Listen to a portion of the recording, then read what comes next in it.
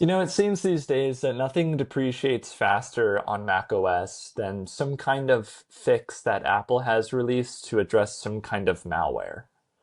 Recently on 9 to 5 Mac, I covered how ClickFix malware authors are already bypassing Apple's new terminal paste warnings.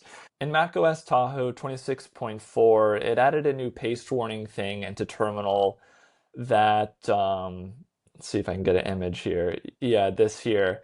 So basically, whenever a user copies something to their clipboard, like a piece of malicious code, and tries to paste it into terminal, Mac will now prompt the user, are you sure you want to do this? This seems to be malicious. It could compromise your Mac and your privacy, etc. Never listen to instructions about pasting command into terminal. So this is a new feature from Apple that just released in Tahoe 26.4. It was a big deal at the time, and I expressed a lot of public joy that Apple is continuing to fight back against malware authors because ClickFix is becoming such an issue on Mac, and I'll tell you why in a second.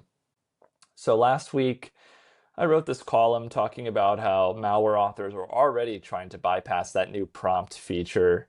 So if you're unfamiliar with what ClickFix is, it's not a malware family, it's a delivery technique. It's a social engineering play where it's basically built to trick users to copy and paste malicious code into terminal.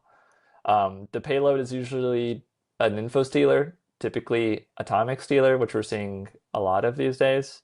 ClickFix really blew up in 2025 when Apple patched the ability for users to just right click and open applications that were not signed and notarized by Apple.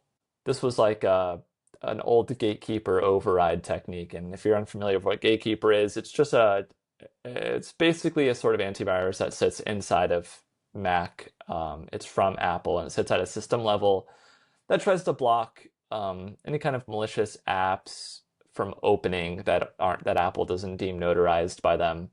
So ClickFix came about in 2025 to fill that gap. So this new story that I wrote for 9 to 5 Mac talks about how ClickFix malware authors are already trying to bypass Apple's terminal protections by bypassing terminal entirely. So Jamf Threat Labs, if unfamiliar, Jamf is a popular Apple MDM. This is their security research arm, discovered a piece of malware that uses Apple scripts instead of terminal. And currently Apple has no warnings for scripts. So basically, they found that there was a Apple webpage set up to look identical to something like Apple would have.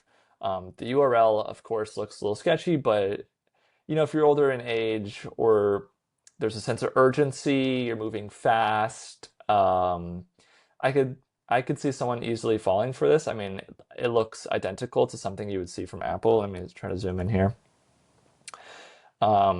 So I mean, props to the malware author for that. I don't know.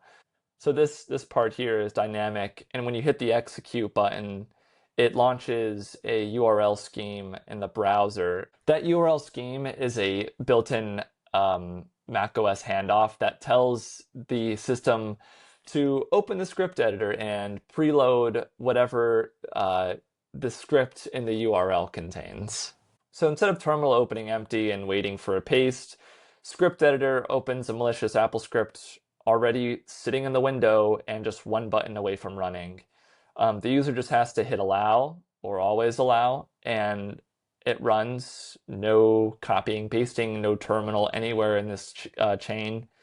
So the paste warnings themselves are scoped to terminal. So if nothing ever lands in terminal, nothing triggers these new terminal prompts that Apple added in 26.4. And at the end of the day, once they click through, run the scripts, it pulls down an obfuscated curl command and then drops like the latest variant of atomic stealer or whatever it wants onto a victim's Mac. It's the same never-ending tug-of-war between malware authors and Mac. This is something new that these malware authors are doing, and I thought it was worth bringing up.